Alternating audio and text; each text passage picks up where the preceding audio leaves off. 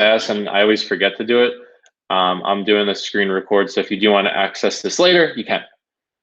We're missing a few people, it looks like. Who's not here? Who's still sleeping? Who's not here? Who's not here? Does anyone know who's not here? Yeah, this is mandatory. John? Where's Johnny?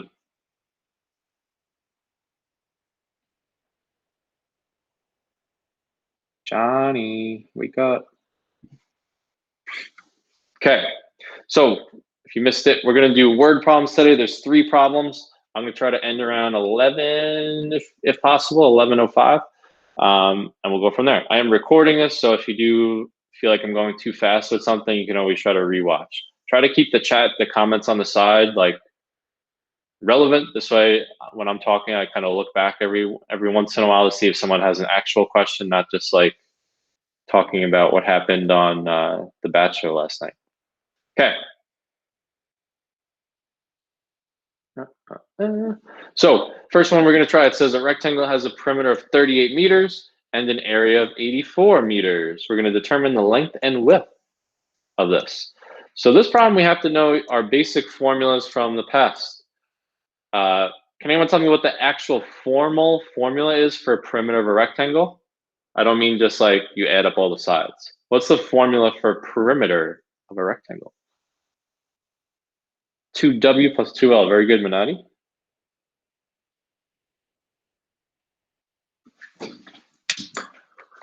Just give me 1 second, guys. Sorry.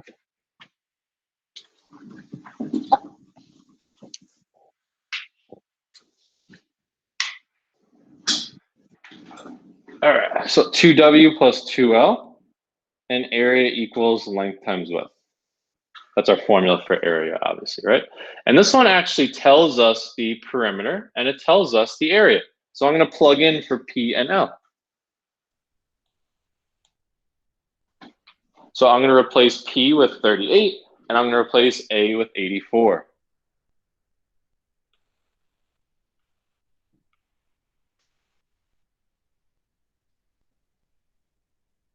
Okay, so that's our first move with this problem. I'll pause there for a moment to get us to kind of... Adam, please, bud, don't make me boot you from here.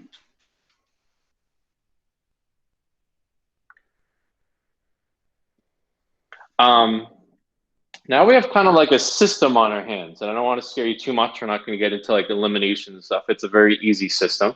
What we're going to do is, let me ask you guys, I'm going to zoom in a little bit here. Sorry. Let me see if you guys could figure out what my first move was here.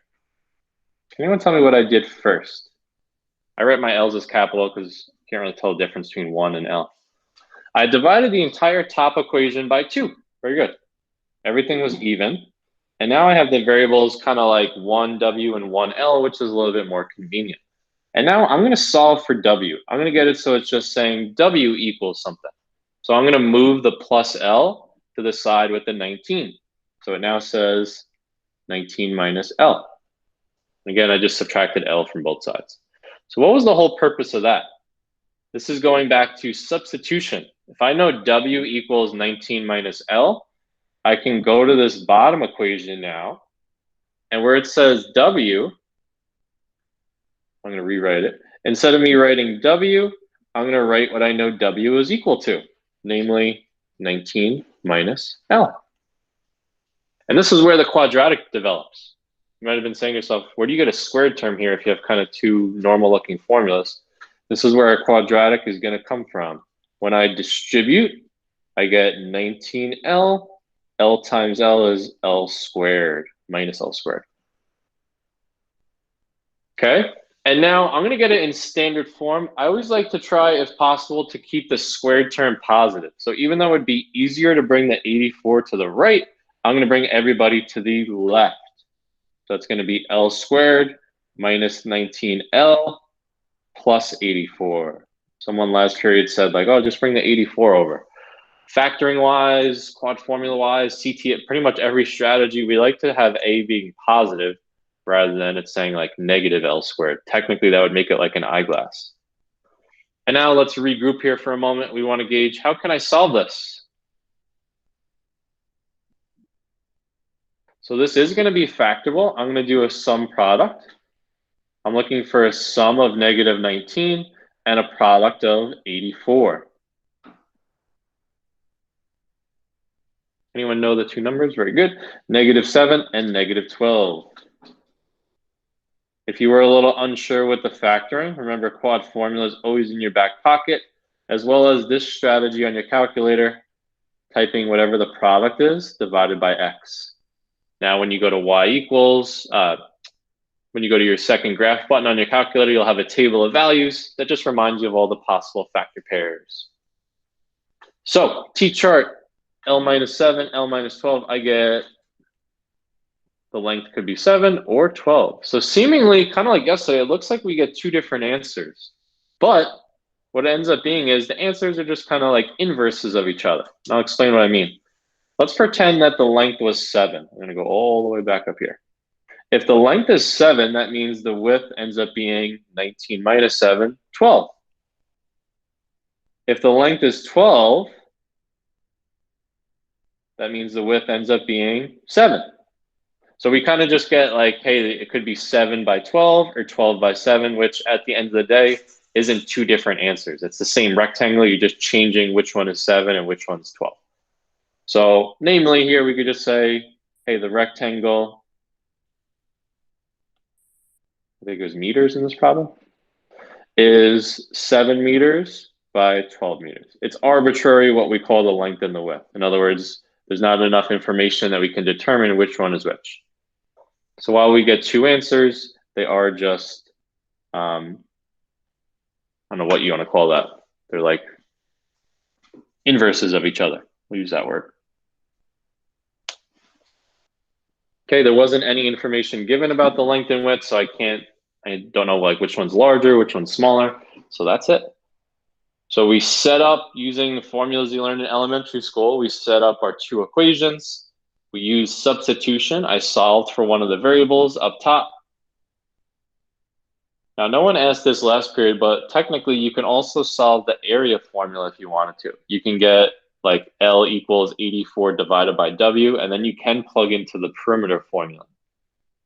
That will also work. I find it easier solving in the perimeter formula and plugging into the area formula.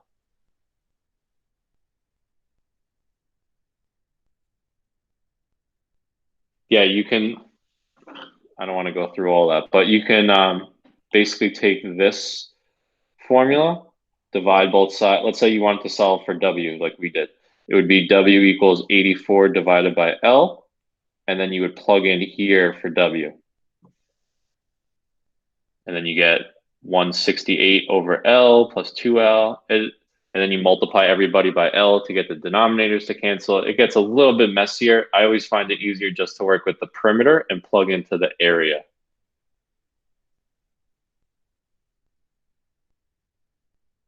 Any questions with this one? So we use factoring here. Like I said, if you're a little shaky with factoring, 84 isn't that large of a number, but quad formula will always work. This probably wouldn't be a good CTS example. We have an odd B value, but I would say quad formula or factoring for solving this one. Questions, comments, concerns?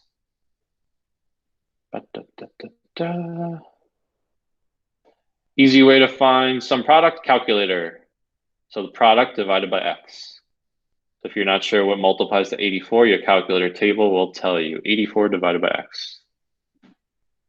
Geometry, word problems, geometry problems. Yeah, I might have said something like there wasn't enough information about the length and width here.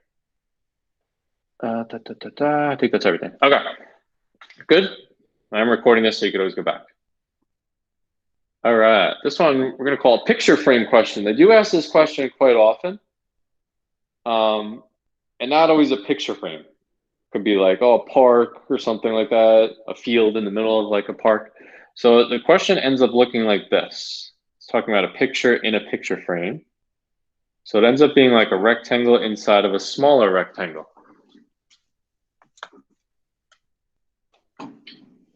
That's a horrible rectangle.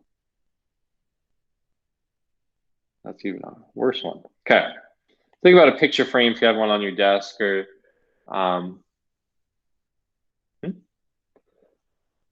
right? Sometimes the picture doesn't take out, you might have like a decorative frame around it or something. So it says a 4x8 inch picture. I think that's what most pictures are. 4x8 is inside of a frame.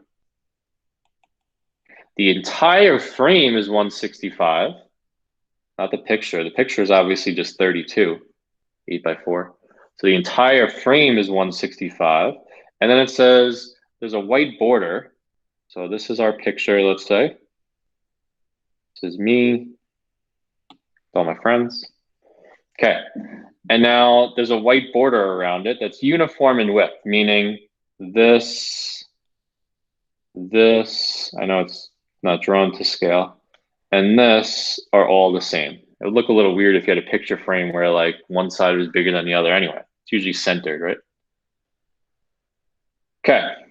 So where do we start with this one? Yes, Derek. I've said that a few times, bud. Post it on YouTube or something. If I don't know what this uniform width is, I'm going to call it X. So I'm going to call all these kind of like, hey, I don't know what this white space around the picture is. I'm going to call it X. Now, let's think about this. I want to try to use this 165, obviously. So for length and width, it's not 8 and 4. I'm talking about the entire picture frame. So I'm going to erase that for now. What's the length of this picture frame?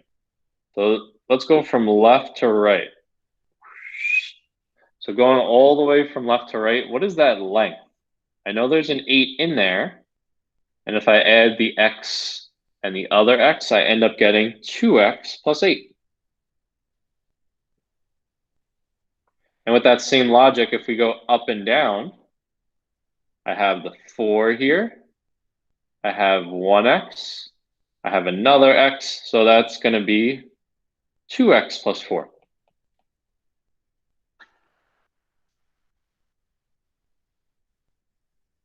Okay. And again, that's the length and width of the entire frame of this picture.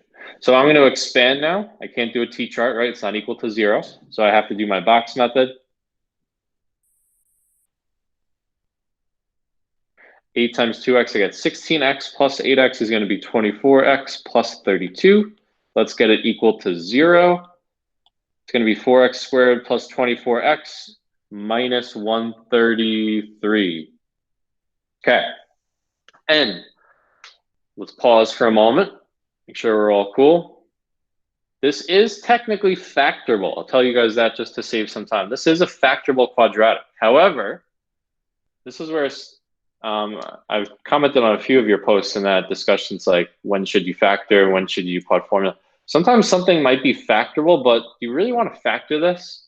If I factor this, it's going to be eyeglass, meaning it's going to be that like 4 times 133. That's going to be 500 and something. I don't know those products off the top of my head.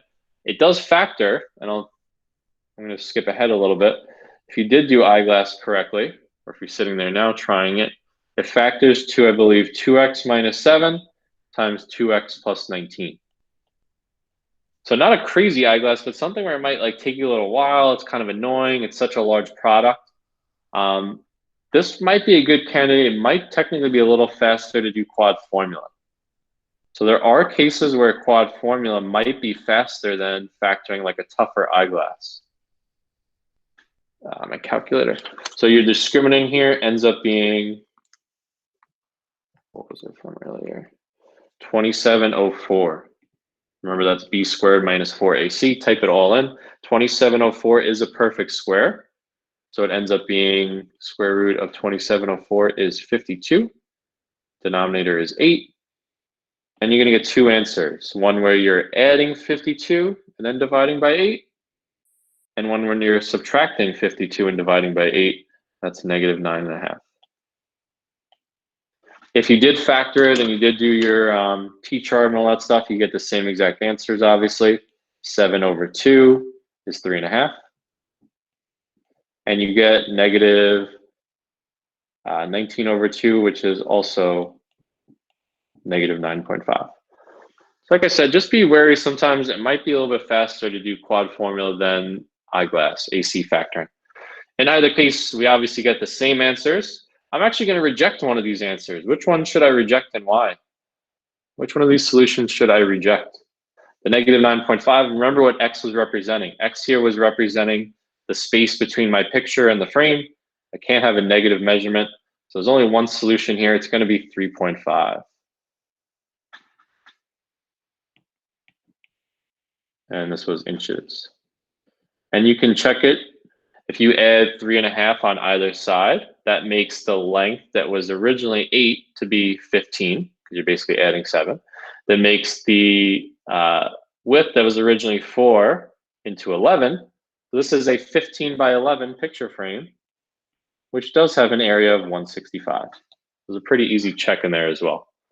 These quote unquote picture frame type questions are pretty common. It's not always literally a picture frame. Like I said, I've seen it asked where it's like a park or something like that. Someone's building like a patio or like a deck around their pool. The whole idea of like a rectangle inside of another rectangle. I'm just calling it picture frame type questions. Any questions with this one?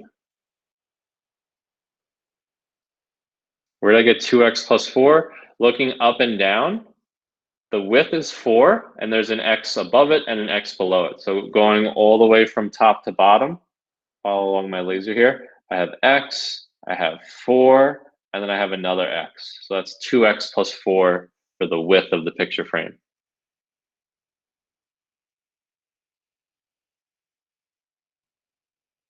Yeah, if you put the negative solution, you lose points. You'd be saying, oh, the picture frame is negative 9.5 inches. That doesn't make sense. Yeah, the 2x comes from adding the 2 x's on either side. Alrighty, and last question is going to be relating to Pythagorean theorem.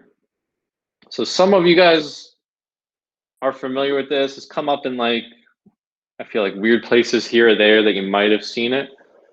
It's a very easy formula if you've never seen it before, if you know your alphabet. A squared plus b squared equals c squared. Now, a right triangle is a triangle that has a 90-degree angle. So this formula only works for right triangles. A and B are what we call the legs of the right triangle. I like to remember legs by the fact that they make up an L shape. So the legs make up the L shape of the triangle. Does anyone know what we call C? Anyone vocab people know what we call C in a right triangle? Hypotenuse. The hypotenuse, very good. The hypotenuse is always the largest side in a right triangle. So the side across from the right angle, if you draw it like the traditional way, the diagonal part of the right triangle is always going to be the hypotenuse, and it's always the largest side. And it's a pretty easy formula to use. So let's set up here. It says the medium side is 7 more than the shortest side. So I'm just going to draw a right triangle so we can label. What happened here? Jeez Louise. My drawing skills have taken a hit, or lack thereof. So the shortest side, I'm going to call it X. And now the medium side, which is going to be the other leg, is 7 more than that. So how can I represent the medium side? I don't want to just use like Y or something. Yeah, I'm going to call it X plus 7. And why am I labeling these as like the shortest and medium? Because remember, the hypotenuse has to be the largest side. And they even use the word median. So now the longest side, which should be my hypotenuse, is 7 less than 3 times the shortest side. Can anyone tell me what I did wrong? What did I do wrong here? Since it says less than, you guys are good. It should be 3x minus 7. Remember, less than kind of switches the order. And now I'm going to plug into the Pythagorean theorem. I'm going to say, hey, this side squared plus this side squared, use parentheses, is going to equal the hypotenuse squared. I'm going to expand it using box method.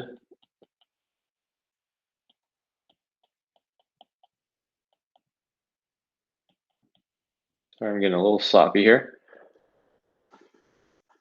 Now I'm going to combine like terms, try to get it equal to 0. Minus 56x. I'm bringing everything to the right. The 49s actually cancel here, right? And that's equal to 0. So I had 2x squareds that I brought to the right, so now the 9 is 7. I brought the 14 to the right, so that minus 42 is now negative 56. Sometimes the weird quadratics this is an easy one to solve, but sometimes we just don't see it enough that we actually like panic. Anyone know how we can solve this? Obviously, quad formula will always work. It's not a trinomial, so I don't want to do CTS. Yeah, it's not dots. 7 is not a perfect square. This is just going to be GCF. B is negative. I brought everything to the right. Manati. I know I wrote it on the left. I brought everybody to the right. Yeah, this is GCF. So the GCF of 7x squared and negative 56x is 7x. That leaves x minus 8 as your leftovers. This is just a GCF factoring, first factoring technique that we usually learn. And now if I t-chart this, I get two answers. I'm going to get 7x equals 0, x minus 8 equals 0. I get 0 and 8. And even though it's not negative, I'm obviously going to reject the answer that's 0. With the same logic, I can't have a side that measures like 0 inches. Every measurement is going to have some type of positive measurement, even if it's an atom. So my answer here ends up being just 8. It only asks for one side, so 8. Technically, this triangle would be 15 and that's 24 minus 7, 17 as the other side. This is also what we call, for vocab people, we call this a Pythagorean triple. Some other ones that you might have heard of in the past: 3, 4, 5, 5, 12, 13, 7, 24, 25. Basically, it's like whole numbers that satisfy the Pythagorean theorem. But this question just wanted the shortest side, so technically your answer should just be 8 is the shortest side. Atom, A-T-O-M.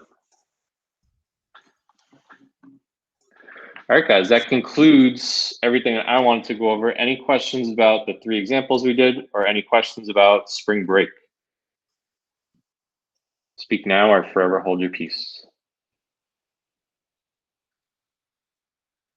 Go ahead, Renee.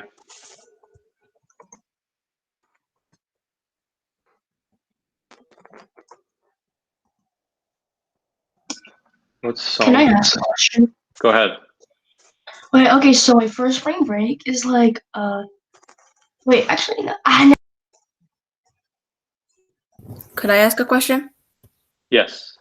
Okay, so for spring break regions, I mean, not spring break regions, how's the high school thing gonna work itself out? Is it gonna, I don't really know what to do for regions. I have no idea. They just announced that like 2 days ago, or yesterday, I think, technically officially, that the Regents was canceled. They haven't Both? they haven't said like what's taking its place or what's going to happen. So as of right now, with both math and science regions? Yes, Regents are Regents. Oh. So they haven't. Give me 1 second, please. Mm-hmm. They haven't said what they're gonna replace it with just yet. Did the governor of New York give an official date for when we're going back to school yet? No. Okay. Really? All right, guys. Any other questions? Like I said, if you came in a little late with spring break, technically we do have school starting tomorrow. Technically tomorrow we're supposed to have off, which kind of stinks. But I'm going to dial things back. All your teachers should be doing the same. They might be doing like kind of generic activities, things like that. I'm going to allow a lot of flexibility when things are due. So like you're not going to have any homework today, technically, or any like classwork today. It was just watching this or being in this live video. But the homework that does go with this, I'm going to allow you guys like multiple days to submit it. I might just post, 1 or 2 things and once again, give you like a lot of flexibility when stuff is due. Obviously, we have like religious observances. There's a lot of stuff going on. You might be, have some family issues or things like that. So we want to be very flexible with spring break / school coming up.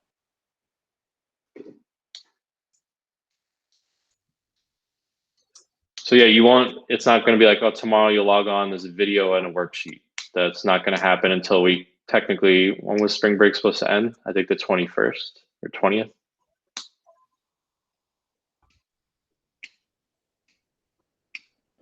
All right, guys. Thank you all for participating in here once again. Hope everyone's staying safe and doing well. For those celebrating this upcoming weekend, happy Easter, happy holidays, and hopefully we'll see you guys soon. Bye, everyone. Merry Easter. Happy Easter. Bye-bye. Bye. Happy Easter, Derek. Happy Easter. Anyway, I didn't say that. That was like Sebastian, but What? Okay. Good. I like how Mr. Rice just left first. Must be eager to get out. Bye-bye, friends. You too. We'll wait to be the last person.